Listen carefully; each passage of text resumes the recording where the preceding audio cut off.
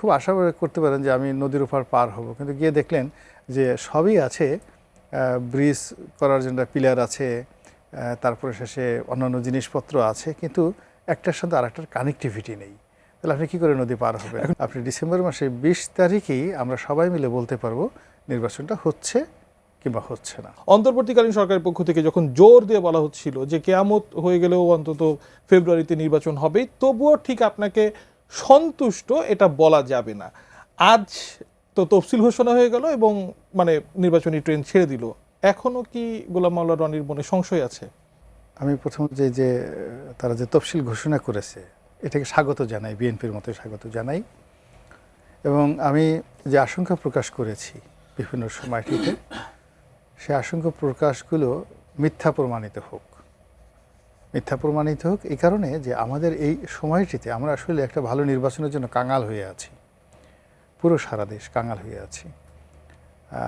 নির্বাচনটা উৎসবমুখর পরিবেশে হোক এই আশা করছি, আর গণতন্ত্র প্রতিষ্ঠিত হোক। এর কারণ হলো আমরা কাঙাল হওয়ার সাথে সাথে আমরা ফকির এবং মিসকিন হয়ে গেছি অর্থনৈতিকভাবে গত 14 মাসে। আমাদের ফরেন ইনভেস্টমেন্ট, আমাদের স্থানীয় ইনভেস্টমেন্ট বলতে গেলে শূন্যের কোঠায়। আমাদের কর্মসংস্থান শুধু কমেনি, তার সঙ্গে সঙ্গে যে বেকার সমস্যা যেভাবে বেড়ে গেছে, অর্থাৎ সরকারি হিসেবেই অলমোস্ট 50 লাখ লোক চাকরি হারিয়েছেন। এর মধ্যে আওয়ামী লীগের যে লোকজন আছেন তারা বাস্তুচ্যুত হয়েছেন, এটা বিরাট সংখ্যক। ধরুন অ্যাটলিস্ট 50 লাখ থেকে 1 কোটি মানুষ বাস্তুচ্যুত হয়েছেন, অর্থাৎ গ্রামের মানুষ পালিয়ে শহরে আছেন, শহরের মানুষ এক শহর থেকে অন্য শহরে চলে গেছেন, বাংলাদেশ থেকে অনেক মানুষ বিদেশে চলে গেছে। এটার একটা ইফেক্ট, আফটার ইফেক্ট ইকোনমির উপর পড়েছে, মারাত্মকভাবে পড়েছে। আর যেহেতু একটা দল কর্তৃত্ববাদী শাসন চালিয়েছে 15 বছর, সেই 15 বছরের কর্তৃত্ববাদী শাসনের ফলে পুরো অর্থনীতিটা 80% তাদের নিয়ন্ত্রণে ছিল। সেটা ব্যাংক, বিমা, লুট থেকে শুরু করে আন্ডারওয়ার্ল্ড থেকে শুরু করে চাঁদাবাজি থেকে শুরু করে যা কিছু, তারা যে জিনিসটি গড়ে তুলেছিল 15 বছর ধরে, অর্থনৈতিক সাম্রাজ্য, নেতিবাচক ইতিবাচক সব মিলিয়ে, সেই সাম্রাজ্যটা আসলে পরবর্তীতে ধসে পড়ে, 5ই আগস্টের পরে ধসে পড়ে। কিছু কিছু প্রতিষ্ঠান চালিয়ে রাখা হয়েছে, হয়তো কারো জামাতের সাহায্য লাগছে, কারো হয়তো বিএনপির সহযোগিতা লাগছে, কেউ হয়তো অতটা করাপ্টেড না, কিন্তু আগের মতো সেভাবে বুক উঁচিয়ে চলতে পারছে না। ফলে 80% ইকোনমিটা, আওয়ামী লীগের যে 80% ইকোনমিটা, সেটা অর্ধেক জাস্ট 40%-এ চলে আসছে। আর অন্যদিকে বিএনপি তো দীর্ঘদিন যেহেতু ক্ষমতার বাড়ি, তাদের আসলে এরকম ব্যবসা বাণিজ্য কিন্তু আওয়ামী লীগ শেষ করে দিয়েছিল। আপনি একটা সময় প্যাসিফিক মোটরস বাংলাদেশের খুব বড় কোম্পানি ছিল, মোর্শেদ খান সাহেবের, শেষ, ব্যবসা বাণিজ্য শেষ। এইভাবে বিএনপির যত বড় বড় লোক, মির্জা ফখরুল সাহেব, না আমির খসরু মাহমুদ চৌধুরী, ইকবাল মাহমুদ টুকু, এদের সবার কিন্তু বড় বড় ব্যবসা বাণিজ্য ছিল। তো যার জন্য এই যে অর্থনীতির যে একটা টার্মাইল অবস্থা, সেই টার্মাইল অবস্থা থেকে যদি আমাদেরকে রক্ষা পেতে হয়, তাহলে অবশ্যই আমাদেরকে একটা গণতন্ত্র লাগবে, একটা নির্বাচন লাগবে, আদারওয়াইজ সেটা ট্রাস্ট অর্ডিন্যান্স আসছে না। This is one. তো এতক্ষণ আমি যেটা বললাম সেটা হলো যে আমার অভিমত নয়, আমার যেটাকে বলা হয় এক্সপেকটেশন, আমার আশাবাদ।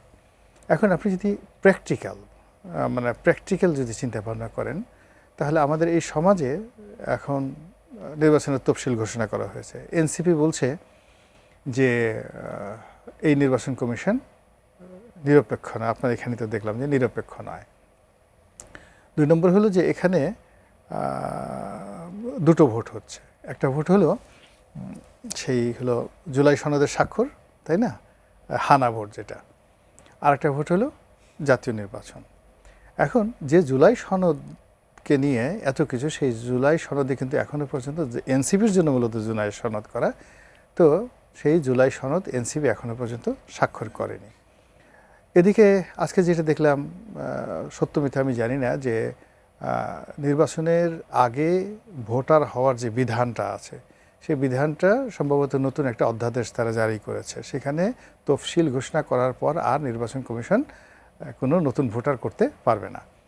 ইফ ইট ইজ সো, জনাব তারেক রহমান সাহেব প্রার্থী হতে পারছেন না, প্রধানমন্ত্রী হতে পারছেন না, এখান থেকে এখন পর্যন্ত ভোটার হন। আমি বেসিক্যালি এই আলোচনাতেও আপনার কাছে মানে আসতে যাচ্ছিলাম, হয়তো বা পরবর্তী অংশেই। মানে তাহলে কি আপনি এখন তো কনফিউজ, যেমনই হোক ভোট অন্তত 12 তারিখে হচ্ছে?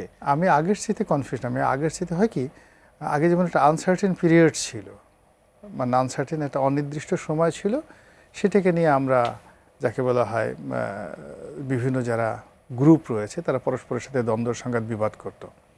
কিন্তু যখনই আপনি একেবারে নির্দিষ্ট একটা তফসিল ঘোষণা করে দিলেন এবং সেই তফসিলে 29শে ডিসেম্বর হলো আপনার মনোনয়নপত্র দাখিলের শেষ সময়, তো ফলে আজকের দিন থেকে শুরু করে ডিসেম্বর মাসের 29 তারিখ পর্যন্ত প্রতিটি সেকেন্ড আমাদের জন্য বলতে গেলে রোজ হাসরের ময়দানের মতো একটা কঠিন বিষয় রাজনীতির ময়দানে। তো এই সময়টিতে নিজেদের প্রতি নিয়ন্ত্রণ রাখা, ধৈর্য রাখা, আইন শৃঙ্খলা সরকারের পক্ষ থেকে ঠিক রাখা, দলীয় কর্মকাণ্ড রাখা, এটা কোনো দলের সেই অবস্থা নেই, সরকারেরও নেই। অর্থাৎ অর্থনৈতিক অবস্থা ভালো না, পুলিশ, বিডিআর, বিজিবি যা কিছু বলে না কেন কোনোটারই সেই যে স্ট্রাকচার, এই সব ফ্যাক্টরের উপরেই তো আসলে নির্ভর করবে যে নির্বাচনটা কেমন হবে। হ্যাঁ, ভালো একটা নির্বাচন এটার উপর নির্ভর করবে। এখন আপনি খুব আশা করতে পারেন যে আমি নদীর উপর পার হব, কিন্তু গিয়ে দেখলেন যে সবই আছে, ব্রিজ করার জন্য পিলার আছে, তারপরে শেষে অন্যান্য জিনিসপত্র আছে, কিন্তু একটার সাথে আরেকটার কানেক্টিভিটি নেই। তাহলে আপনি কি করে নদী পার হবেন? এখন সেই কানেক্টিভিটি আসলে কতদূর মানে বাস্তবায়ন সম্ভব সেটা মনে হয় 12 তারিখ পর্যন্ত অপেক্ষা করতে হচ্ছে। 12 তারিখ পর্যন্ত আপনি মোটামুটি 16 ডিসেম্বর, তো আপনি 29 ডিসেম্বর লাগবে না, আপনি ডিসেম্বর মাসে 20 তারিখেই আমরা সবাই মিলে বলতে পারবো নির্বাচনটা হচ্ছে কিংবা হচ্ছে না।